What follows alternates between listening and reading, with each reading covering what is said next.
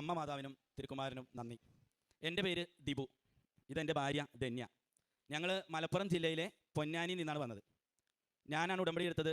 ഞാൻ ആഗസ്റ്റ് 1-ാം തീയതിയാണ് ഉടമ്പടി എടുത്തത്. എൻ്റെ ജീവിതത്തിൽ ഉണ്ടായൊരു വലിയൊരു അത്ഭുതം നിങ്ങളോട് കൂടി ഒന്ന് പങ്കുവയ്ക്കാൻ ഞാൻ ആഗ്രഹിക്കുകയാണ്. ജൂലൈ 18-ാം തീയതി എൻ്റെ കൂടെ നിൽക്കുന്ന ഭാര്യയ്ക്ക് പനി വരികയും 3 ദിവസം വരെ നമ്മൾ മരുന്നൊക്കെ കഴിച്ച് ടെസ്റ്റുകളൊക്കെ ചെയ്തപ്പോൾ പനിക്ക് അങ്ങനെ മാറ്റങ്ങളില്ല. അങ്ങനെ 21-ാം തീയതി ഞായറാഴ്ച ഞാൻ എൻ്റെ വൈഫിനെയും കൂട്ടി മലപ്പുറത്ത് നിന്ന് ഇവിടെ എറണാകുളത്ത് ആസ്റ്റർ മെഡിസിറ്റിയിൽ അഡ്മിറ്റ് ചെയ്തു. അപ്പോൾ എൻ്റെ വൈഫിന് ഒരു 9 വർഷം മുമ്പ് മെനിഞ്ചൈറ്റിസ് വന്നിട്ടുള്ള ഒരു ഹിസ്റ്ററി ഉണ്ടായിരുന്നു. അതുകൊണ്ടാണ് പനി ഇങ്ങനെ നിന്നപ്പോൾ ഞാൻ കൊണ്ടുവന്നത്. അങ്ങനെ ആസ്റ്ററിലെത്തുകയും ഡോക്ടർ ആ 21-ാം തീയതി രാത്രി പരിശോധിച്ചപ്പോൾ അവർ പറഞ്ഞത്, കണ്ടിട്ട് ഇത് മെനിഞ്ചൈറ്റിസ് തന്നെയാണെന്നാണ് തോന്നുന്നത്, നാളെ നമുക്ക് എന്ത് ചെയ്യാം, വിശദമായ ടെസ്റ്റുകൾ നടത്താം. 22-ാം തീയതി ഡോക്ടർ വിശദമായ ടെസ്റ്റുകൾ നടത്തി, CT സ്കാൻ എടുത്തു, CSF ചെയ്തു. ഇതിൽ നിന്ന് മെനിഞ്ചൈറ്റിസ് തന്നെയാണെന്ന് അവർ ഉറപ്പിച്ചു. അങ്ങനെ എൻ്റെ വൈഫിനെ അവർ ICUയിലേക്ക് മാറ്റി. 4 ദിവസം അവരവിടെ മെഡിസിനൊക്കെ കൊടുത്തു. ഞങ്ങൾ ഇടയിൽ ചെല്ലും, കാണും. ആൾക്ക് ചെറിയ മാറ്റങ്ങളൊക്കെ ഉണ്ട്, ചെറിയ മാറ്റങ്ങളുണ്ട്. എന്നാലും കണ്ണ് തുറക്കും, പെട്ടെന്ന് തന്നെ കണ്ണടയ്ക്കും. നമ്മൾ വിളിക്കുമ്പോൾ കണ്ണ് തുറക്കും, കാര്യങ്ങളൊക്കെ സംസാരിക്കുന്നുണ്ട്, അപ്പോൾ കണ്ണടയ്ക്കും.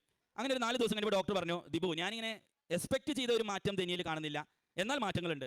നമുക്കൊരു കാര്യം ചെയ്യാം, നിങ്ങളുടെ കൂടെ ഞാനും എൻ്റെ അനിയത്തി, മീൻസ് എൻ്റെ വൈഫിൻ്റെ അനിയത്തി ദിവ്യ ഇവിടെ വന്നിട്ടുണ്ട്, ദിവ്യയും കൂടിയാണ്, ഞാൻ നിങ്ങളുടെ കൂടെ റൂമിലേക്ക് ഒന്ന് മാറ്റാം. ചിലപ്പോൾ റൂമിലേക്ക് മാറ്റിയാൽ ധന്യയ്ക്ക് എന്ത് ചെയ്യാം, നല്ലൊരു മാറ്റം വരാം.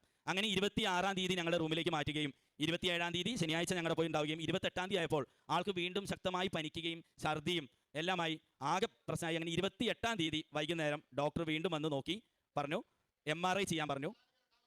അങ്ങനെ MRI ചെയ്ത് കഴിഞ്ഞപ്പോഴേക്കും ആള് തീർത്തും ഒരു അബോധാവസ്ഥയിലേക്ക് പോകുന്നത് പോലെ ആവുകയും ഡോക്ടർ എന്ത് ചെയ്തു, വീണ്ടും ICUയിലേക്ക് ഷിഫ്റ്റ് ചെയ്യുകയും ചെയ്തു.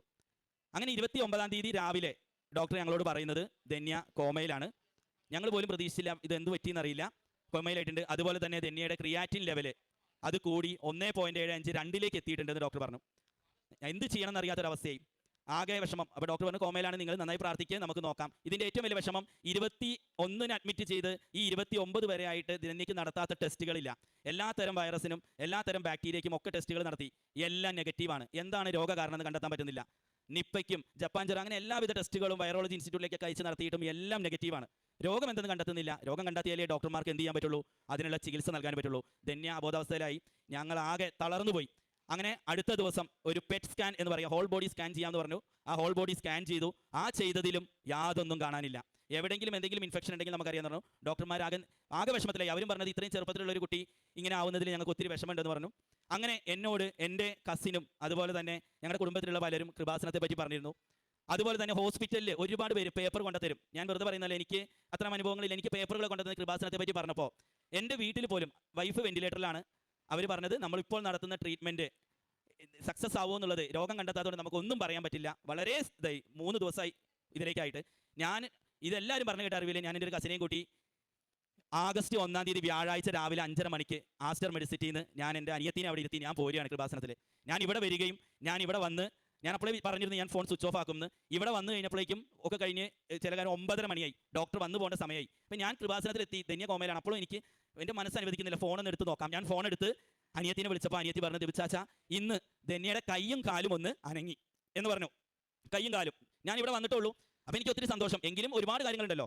ഞാൻ ഉടമ്പടി എടുത്തു, മുകളിൽ കയറി, അവിടെ ഇരുന്നു. പിന്നെ ഞാൻ ഫോൺ സൈലൻ്റ് ആക്കി. അതിനുശേഷം എനിക്ക് ഇഷ്ടംപോലെ കോളുകൾ വന്നിട്ടുണ്ട്, എനിക്ക് എടുക്കാൻ പറ്റിയിട്ടില്ല. കാരണം ഞാൻ അറിഞ്ഞിട്ടില്ല. ഞാൻ തീർത്തും വ്യത്യസ്തനായി ഭയങ്കര പ്രാർത്ഥനയിലും ഒക്കെ ആയിരുന്നു. ഞാൻ മാതാവിനോട് വളരെ ഇതായിട്ട് പ്രാർത്ഥിക്കുകയായിരുന്നു. അങ്ങനെ നിൽക്കുമ്പോൾ ഒരു 1:30 മണി 2 മണിയായപ്പോൾ എൻ്റെ കൂടെ എന്നെ കൊണ്ടുവന്ന കസിൻ പുറത്തിരിക്കുകയായിരുന്നു. അദ്ദേഹം ആ സ്റ്റെപ്പ് കയറി വന്നിട്ട് എന്നോട് അതിൻ്റെ ഇടയിൽ നിന്ന് പറഞ്ഞു, ദിബു ചാച്ചനെ ഹോസ്പിറ്റലിൽ നിന്ന് പലതവണ വിളിച്ചിട്ടുണ്ട്, ഫോൺ എടുത്തിട്ടില്ല എന്ന് പറഞ്ഞു. എനിക്ക് ആശങ്ക കൂടുകയാണ് ചെയ്തത്, കാരണം കോമയിലുള്ളതാണ് ധന്യ. ഞാൻ ഫോൺ എടുത്ത് വിളിക്കുമ്പോൾ ഡോക്ടറാണ് വിളിച്ചത്. കഴിഞ്ഞ 11 ദിവസമായി ഹോസ്പിറ്റലിൽ അഡ്മിറ്റ് ആയിട്ട് ഞാൻ എൻ്റെ ഭാര്യനെ കൊണ്ട് ഇവിടെ വന്നു. ഇവിടെ വന്ന അന്ന് ഉച്ചയ്ക്ക് ധന്യയ്ക്ക് TB ആണ്, ധന്യയുടെ അസുഖമൊന്നും TB പോസിറ്റീവ് ആയെന്നും അറിയിക്കാൻ വേണ്ടിയിട്ടാണ് ഡോക്ടർ എന്നെ അന്ന് വിളിച്ചത്. അപ്പോൾ എനിക്ക് ഒത്തിരി അത്ഭുതവും എനിക്ക് അത്രയും തോന്നി. അപ്പോഴും ധന്യ കോമ തന്നെയാണ്.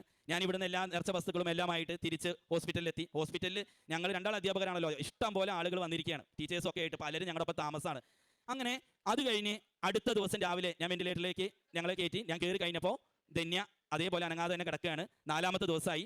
ഞാൻ എന്ത് ചെയ്തു, 5-ാമത്തെ ദിവസമായി, മീൻസ് വെന്റിലേറ്റർ. ഞാൻ കൃപാസനത്തിൽ നിന്ന് ചെന്ന പിറ്റേ ദിവസം ഞാൻ എന്ത് ചെയ്തു, ധന്യയുടെ നെറ്റിയിൽ അത് ചെയ്യിക്കുകയും കാശി രൂപം ധന്യയുടെ തലേനയുടെ അടിയിൽ ഡോക്ടേഴ്സിനോട് ചോദിച്ച് വെക്കുകയും ചെയ്തു. എന്നിട്ട് ഞാൻ തിരിച്ച് പുറത്തിറങ്ങി. അന്ന് വൈകുന്നേരം കഴിഞ്ഞ് അടുത്ത ദിവസം രാവിലെ ഡോക്ടേഴ്സിൻ്റെ ഒരു വലിയ നിര പല ഡിപ്പാർട്ട്മെൻറ്റിലുള്ളവർ അതിലുണ്ടാവും. കാരണം ആൾക്ക് ക്രിയാറ്റിൻ 4 പോയിന്റിലേക്ക് കയറിപ്പോയി, ഡയാലിസിസിലേക്ക് പോകേണ്ടി വരാനുള്ള സാഹചര്യമുണ്ടെന്ന് പറഞ്ഞു. അങ്ങനെ എത്തിക്കഴിഞ്ഞാൽ അടുത്ത ദിവസം എല്ലാ ഡോക്ടേഴ്സും ഉണ്ട്, പുതിയൊരു ഡോക്ടറും കൂടി ഉണ്ട്. ഞാൻ വിചാരിച്ചു ദൈവമേ എന്തൊരു പരീക്ഷണമാണ് ഇനി എന്താണെന്ന്. പക്ഷേ അവർ കൂടിയിരുന്നപ്പോൾ ഞങ്ങളുടെ ഫിസിഷ്യൻ ഡോക്ടർ ചിരിച്ചുകൊണ്ട് പറഞ്ഞു, ദിബു അത്ഭുതങ്ങൾ നടന്നിട്ടുണ്ട്. ധന്യ കണ്ണു തുറന്നു. ധന്യ എന്ത് ചെയ്തു? എന്നെ മനസ്സിലാക്കി, ഡോക്ടറിനെ, ആ 11 ദിവസം 7 ദിവസം മുമ്പ് കണ്ട ഡോക്ടറെ. അതായത് ഞാൻ ഇവിടെ വന്ന് ഉടമ്പടി എടുത്ത 2ാമത്തെ ദിവസം ധന്യ കണ്ണു തുറന്നു. ഞാൻ ഇവിടെ വന്ന് ഉടമ്പടി എടുത്ത ആ ദിവസം തന്നെ ധന്യയ്ക്ക് എന്താണ് ധന്യയുടെ അസുഖമെന്ന് കണ്ടെത്താൻ സാധിച്ചു. രോഗം കണ്ടെത്തലാണ് പ്രധാനം. അങ്ങനെ കണ്ണു തുറന്നു. അങ്ങനെ അടുത്ത 2-3 ദിവസം കൊണ്ട് ധന്യയിൽ വലിയ മാറ്റങ്ങൾ ഉണ്ടായി. ഞങ്ങൾ റൂമിലേക്ക് 3 ദിവസം കഴിഞ്ഞപ്പോൾ ഞങ്ങൾ റൂമിലേക്ക് മാറ്റി.